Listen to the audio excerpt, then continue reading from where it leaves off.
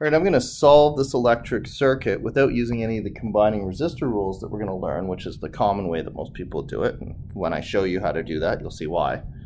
But this time I'm just going to use algebra to solve this circuit. You can do this. It's a little more challenging and maybe isn't really that helpful, but just to show you that it can be done. So here I'm going to have this as my starting spot. I'm going to do 2 voltage loops. So first of all, I'm going to call this resistor 1, 2, 3, and that'll help me keep everybody straight. So loop number 1, or loop I guess I'll call A so that I don't confuse with resistor 1, has me going through the 10 volt battery. So I go up that much, down resistor 1, and down resistor 2. Loop B, which will go all the way around the outside of the circuit to get back to our original point, has me going up the 10 volts of the battery, down V1, and this time down V3. So what I've gotten here is I've got 2 equations in terms of different variables. Actually, I have 3 variables and 2 equations. Now, I kind of know algebraically that if I can get a third equation, I can solve 3 equations and 3 unknowns, and I'll show you how to do that. I know that's beyond grade 9 level, but this is just sort of an extension video for students that want to try something that's a little harder. So the way I'm going to do that is I'm going to look at Kirchhoff's current law as the current comes into this little junction right here. And what I'm saying here is that I1 is going to have to supply the current for I2 and I3. That gets me a third equation I can work with. What I'm going to do now then is I'm going to take these voltages and I'm going to use Ohm's law, just like I did when I was solving the series circuit, to move them to statements involving current, and then I'll have 3 common variables, 3 equations, and I'll be able to solve the whole situation. So here V1 is equal to 10 ohms times current 1. That's what Ohm's law says, right? V equals IR. Here, V2 is equal to 6 ohms times I2. And V3 is equal to 8 ohms times I3. So with that, I can substitute into these equations. So 10 volts is equal to 10 ohms I1 plus 6 ohms I2. In here, 10 volts is equal to 10 ohms I1 plus 8 ohms I3, substituting for V1, 2, and 3 respectively.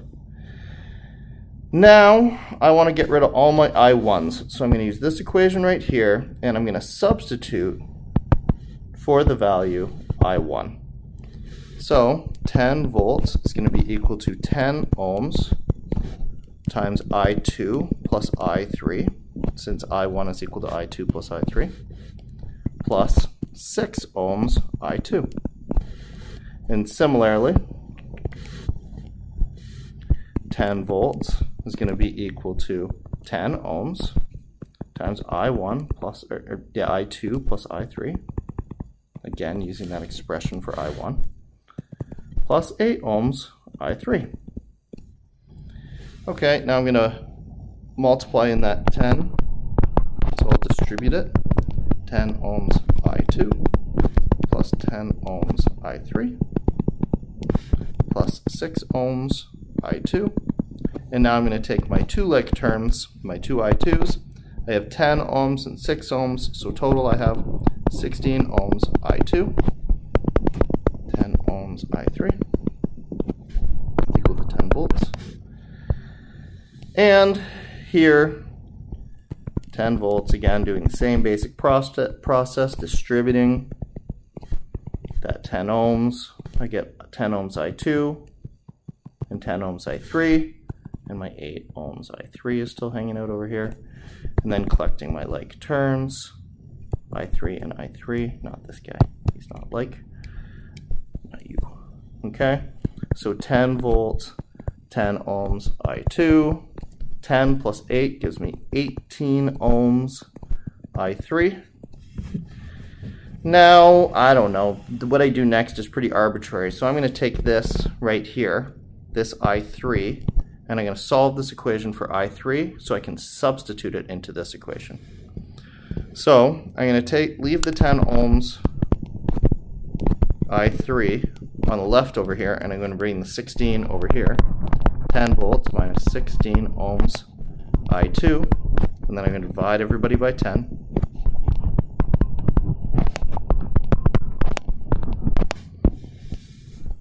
So I3 is going to be equal to 1 volts over ohms, leaves us with amps, minus 16 divided by 10, which is 1.6 I2.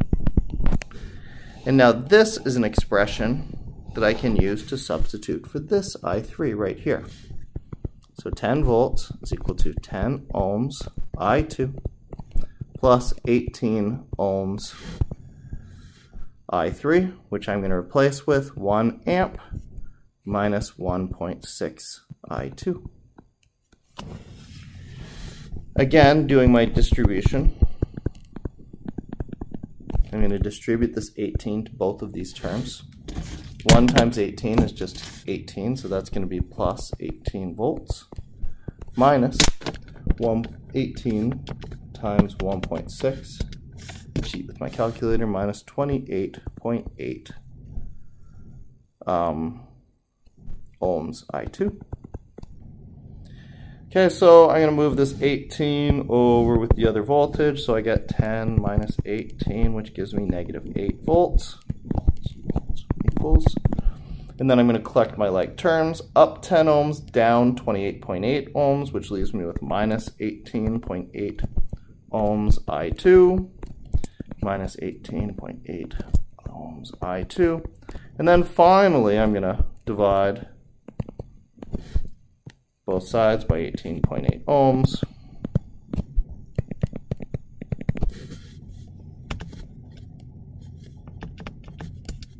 To get 0.426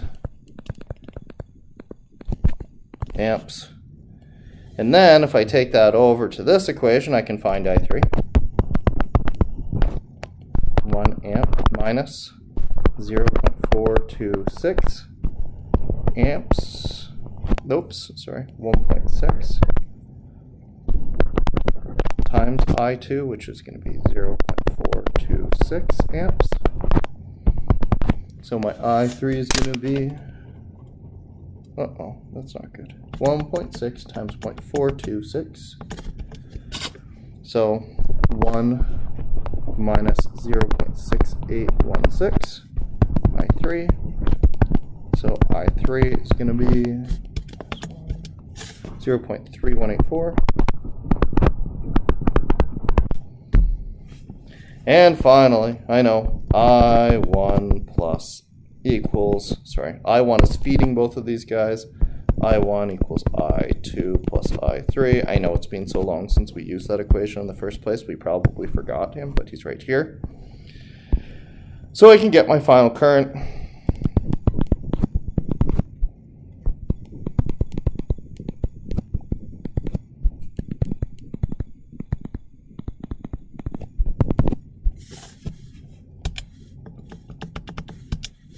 .744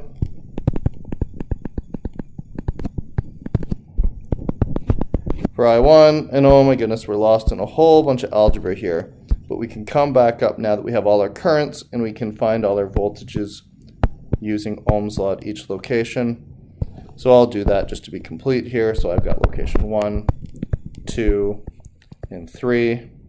At location 1, I had a resistance of 10 ohms. I gotta go back up and look. So when I go V equals I1 R1, I got 0.7444 amps times 10 ohms, which is 7.444 volts. Similarly with I2, I gotta go look. I think it was 6 ohm resistor.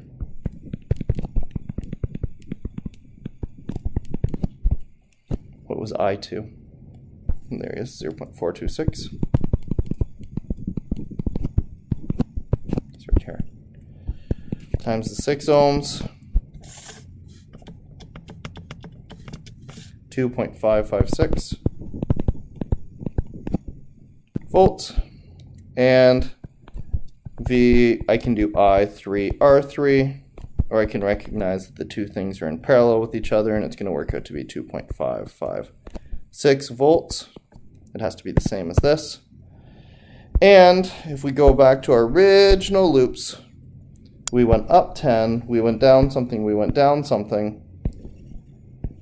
The two downs that we go to together, either this one and this one, or this one and this one, have to add to 10 volts for this to have worked.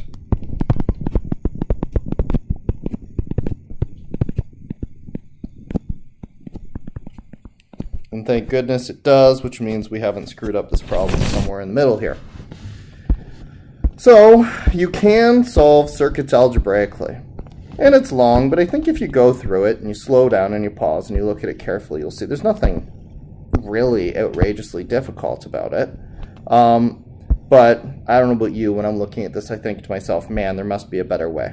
And the good news, there is a better way, and I'll show you what that looks like in another video that's coming up.